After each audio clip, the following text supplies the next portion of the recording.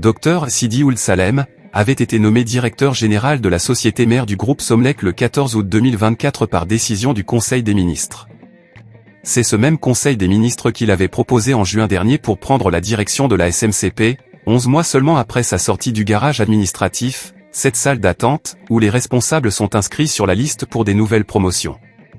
Dr Sidi Ould Salem, ce professeur de physique inscrit à la faculté des sciences et techniques de l'université de Nouakchott est un responsable en perpétuelle transhumance dans les fonctions.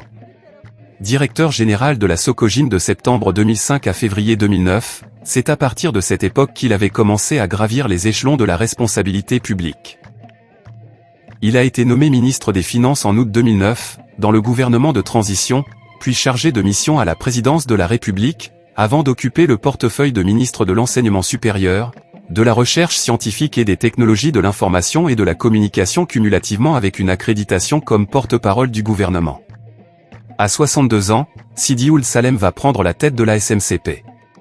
Pour lui, ce sera évidemment un voyage de plus vers une nouvelle inconnue. En attendant de savoir s'il va pêcher en eau trouble ou en eau stagnante, on peut se poser la question de savoir pourquoi, ce jeune cadre très compétent a été extirpé de la Somlek pour être catapulté aussitôt à la tête de la Société mauritanienne pour le commerce du poisson, l'une des sociétés d'État les plus malades sur le plan de la gestion. La curiosité peut pousser à se poser la question de savoir pourquoi le gouvernement mauritanien n'a même pas donné le temps à Sidi Ould Salem pour comprendre le système d'engrenage qui fait actionner la Somlek, cette gigantesque machine devenue depuis sa naissance en 1975 un gouffre financier de plus en plus profond et de plus en plus large. Depuis quelque temps déjà, sur les réseaux sociaux des bruits se faisaient entendre pour dire que le courant ne passait pas entre le directeur général de la géante de l'énergie et le ministre de son département de tutelle. Vrai ou faux, en tout cas, comme dit le proverbe, il n'y a pas de fumée sans feu. Ce qui est certain, c'est qu'une odeur de fumée commençait à se propager dans les couloirs de l'immense immeuble abritant le siège de la Société nationale. Dans un article paru le 26 juin 2025, Cridem, le journal de référence en ligne, écrivait « Une mésentente grandissante oppose le ministre du Pétrole et de l'Énergie, Mohamed Ould Khaled, et le directeur général de la Société mauritanienne d'électricité, Somlek, Sidi Ould Salem. » Le différend, qui couvait depuis plusieurs semaines, commençait à avoir des répercussions sur la coordination entre les deux institutions. Selon des sources internes, à la société, sources généralement très bien informées, le directeur général Sidi Ould Salem avait commencé à taper du poing sur la table à cause du comportement de certains cadres de la société qui communiquaient directement avec le ministère de tutelle sans aval de leur hiérarchie. Le directeur général Sidi Ould Salem reprochait à ses subordonnés d'avoir pris part à des réunions et transmis des données techniques sans se référer à leur direction générale. L'article cite que plusieurs responsables de la Somlek auraient été limogés pour cette raison. Il est évident que Sidi Ould Salem, le directeur général de la société mère, en réagissant ainsi avait parfaitement raison.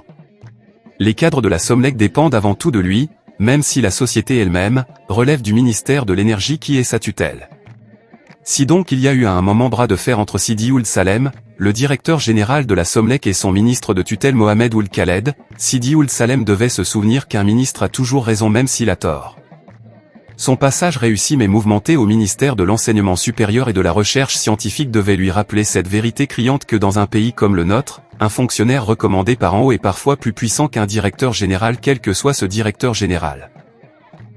Le pauvre Sidi Ould Salem, un repris de fonction, n'a pas réussi à son examen de passage à la Sémélec. Il n'a pas réussi à son examen de passage simplement parce qu'il ne savait pas, ou il n'a pas eu le temps de savoir, que la Somlek, comme la SNDE, comme la SNIM, comme le port de l'Amitié, comme Tahazour ou le commissariat à la sécurité alimentaire sont des destinations prisées par des fils de grandes familles, des fils ou proches de députés, des beaux-frères ou belles-sœurs de ministres. Ces profils qui pullulent dans ces établissements sont des intouchables. Des intouchables, très bien payés même s'ils n'ont aucun niveau académique, aucune compétence, et parfois même aucune expérience. Si ces responsables de la Somlek, qui ont été visés par des sanctions, ont assisté à des réunions sans autorisation préalable de leur direction générale, cela signifie simplement qu'ils ne connaissent rien à l'administration ou peut-être même, ils se croient hiérarchiquement dépendants directement de ceux qui sont à l'origine de leur recrutement. Bonjour, bonsoir ou bon après-midi selon les endroits où vous êtes et d'où vous suivez en ce moment cette chaîne, la chaîne des intellectuels et des personnalités publiques de la Mauritanie. Quoi qu'il en soit, Sidi Ould Salem avait parfaitement raison de ne pas se laisser piétiner par ses subordonnés. Il a pris donc les pots cassés à cause de son refus de troquer son autorité contre les agissements de fonctionnaires sous ses ordres. Il a donc parfaitement raison même si, dans le palais Somlek cela se passait comme cela avant, et même si auparavant cela ne dérangeait aucun de ses prédécesseurs. On peut affirmer, simplement que, peut-être Sidi Ould Salem est un responsable que beaucoup de gens n'aiment pas. Certains le trouvent très arrogant, d'autres le trouvent très insolent, et beaucoup le trouvent très hautain. Ces qualificatifs lui collent à la peau parce que simplement s'il y a une chose à laquelle, l'ancien ministre de l'enseignement supérieur tient beaucoup c'est avant tout le respect de sa propre personne. Et cela n'est pas un défaut. C'est une qualité. À son passage au ministère de l'enseignement supérieur, il avait pris à l'époque des décisions, osées, qui étaient justes et surtout qui, étaient dans l'intérêt de la réforme du système éducatif de notre pays. À l'époque vous vous en souvenez, il avait été pris à partie par les étudiants, par les enseignants, par certains politiciens qui ne lui avaient pas fait de cadeau. Normal, parce que Sidi Ould Salem croyait à ce qu'il devait faire dans l'intérêt du pays et surtout pour être fidèle à sa lettre de mission.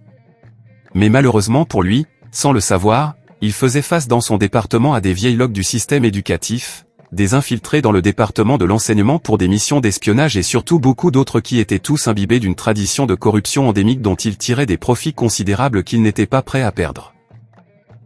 Parachuté, à la Somlek, il se retrouve dans un même cas de figure, face à des responsables recrutés sur recommandation, parfois depuis de longue date, qui s'enrichissent au dos du contribuable, qui sont versés dans des corruptions à un stade élevé, qui jouent parfois des rôles importants au sein de la société par personnes interposées pour des responsables importants du système. Peut-on déduire donc que Sidi Ould Salem, un responsable qui a une forte personnalité à laquelle il tient beaucoup est tombé dans un piège? Tombé ou pas dans un piège ou pas, Sidi Ould Salem, un élément clé du système, un important contrepoids de l'opposition aratine radicale, titulaire d'un doctorat en sciences des matériaux à l'université de Lyon, avec à son curriculum un DEA en sciences des matériaux obtenu dans une université française, donne l'impression qu'il ne veut pas jouer à ce désordre instauré dans la sphère des administrations du pays par le recrutement de cadres qui se croient invulnérables parce qu'ils ont été recrutés sur ordre, recommandation ou décision de personnalités influentes du système.